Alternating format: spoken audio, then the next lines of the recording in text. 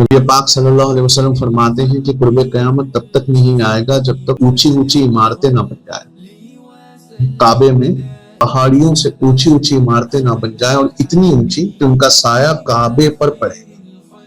یہ فصاحت ہے، یہ بلاغت ہے، یہ اللہ کا عطا کردہ علم ہے، یہ اپنے اللہ کے حکم سے بولی گئی باتیں وہ آج اتنی صحیح ہیں۔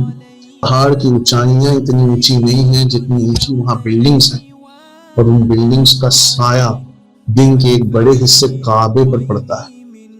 اللہ کے رسول فرماتے ہیں صلی اللہ علیہ وسلم کہ قیامت تب تک نہیں آئے، قرب قیامت تب تک نہیں ہوگی جب تک احد میں چوہوں کے بل کی طرح کٹے نہ ہو جس میں سواریاں بہت تیزی سے دوڑا کریں۔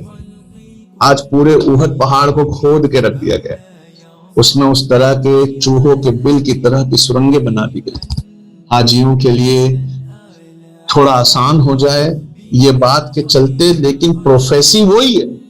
اور ابھی تو ایک نیا پروجیکٹ آیا ہے، احد کی پہاڑیوں کے علاوہ کی جو پہاڑی ہیں اسے کاٹ کر ہوٹلز میں کنورٹ کیا جائے۔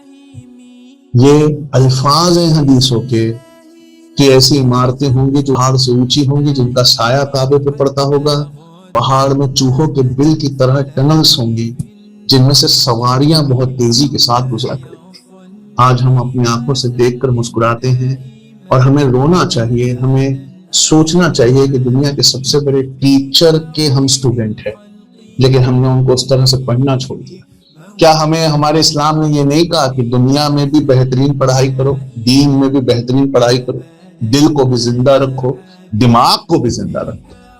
لیکن نہ ہم دل کی پڑھائی کرتے ہیں، نہ ہم دنیا کی پڑھائی کرتے ہیں۔ نبی پاک صلی اللہ علیہ وسلم نے فرمایا شراک نالی، میں ایک مراٹھی مسلمان ہوں، مہاراشٹر سے میری تعلیم ہوئی ہے، جتنی عربی اور جتنی اردو میری امی نے مجھے سکھائی مجھے اتنی آتی ہے، اس لیے پروناؤنسیشن پہ آپ دھیان مت دیجئے، انشاءاللہ ایک دن عالموں کی صحبت میں میرا بھی پروناؤنسیشن اچھا ہو جائے۔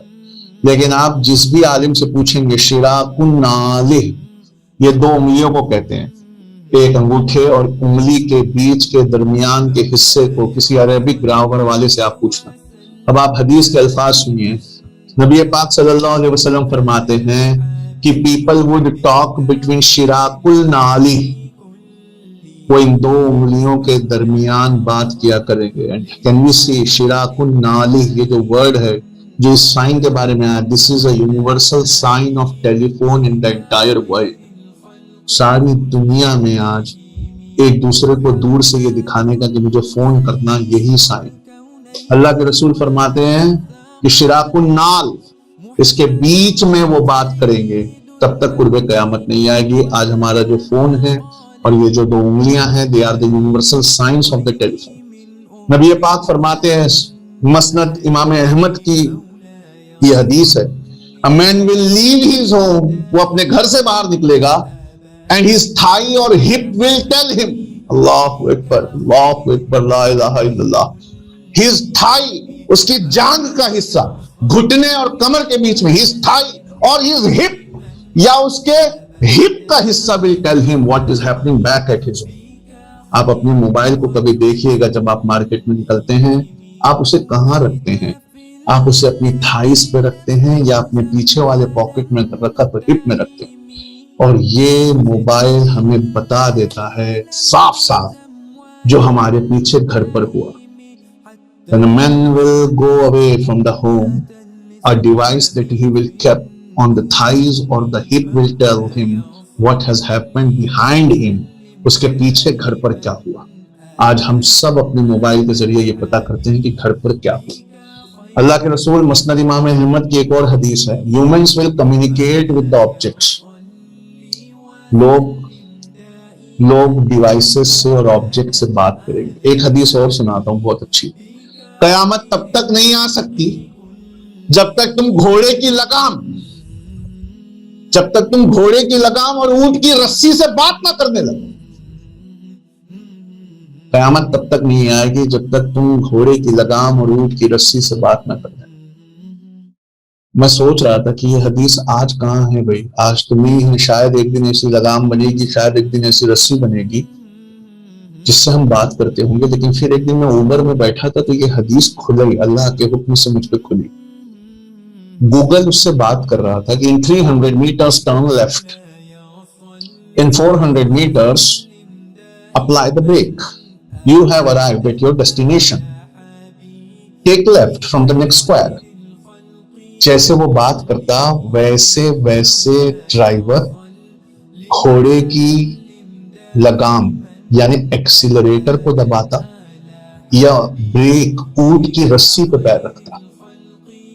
اونٹ کی رسی وہ بریک اور گھوڑے کی لگام وہ ایکسیلریٹر. وہ وقت آ گیا ہے یا نبی پاک جب ہم ان دونوں سے بات کریں. اے اللہ, دنیا میں تیرے دین سے بڑا کوئی دین نہیں اور تیرے بتائی باتوں سے بڑا کوئی کچھ بھی حق نہیں. آج ہم سب گوگل میپس کے غلام ہو گئے ہیں.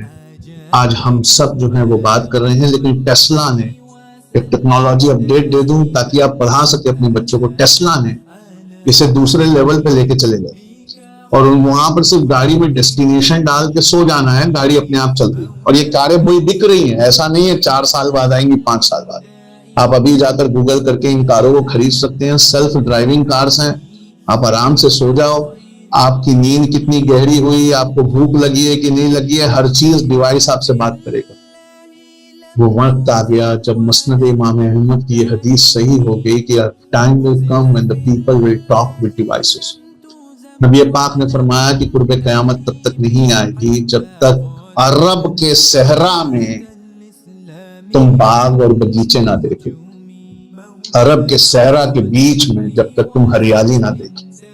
نبی پاک نے ایک اور حدیث میں فرمایا کہ جب تک تم قرب قیامت تب تک نہیں آئے گا جب تک تم صحرا کے بیچ میں برف کے بڑے بڑے پہاڑ نہ دیکھو. یہ سکینگ ہے جو دبئی میں کی جاتی ہے. یہ ایک پہاڑ ہے جسے کور کر کے رکھا گیا ہے. لوگ پیسہ دیتے ہیں 200 ریال, اور اس پہاڑ میں جو انڈر گراؤنڈ ہے, لوگ برف کا پہاڑ ہے جس میں ٹیمپریچر کو مینٹین کیا جاتا ہے اور لوگ وہاں پر سکینگ کرتے ہیں. آپ فصاحت اور بلاغت دیکھیے اور اپنے مسلمان ہونے پر خوش ہوئیے کہ اللہ کے کرم ہے کہ آپ کو ایسے مذہب میں چنا گیا. بس غلطی ہماری اتنی ہے کہ ہم نے دنیاوی اور دینی پڑھائی کو الگ الگ کر دیا, جبکہ دینی پڑھائی کے سارے ثبوت دنیاوی میں ملتے ہیں اور دنیاوی پڑھائی کے سارے کنسپٹ ہم دین سے ویریفائی کر سکتے ہیں.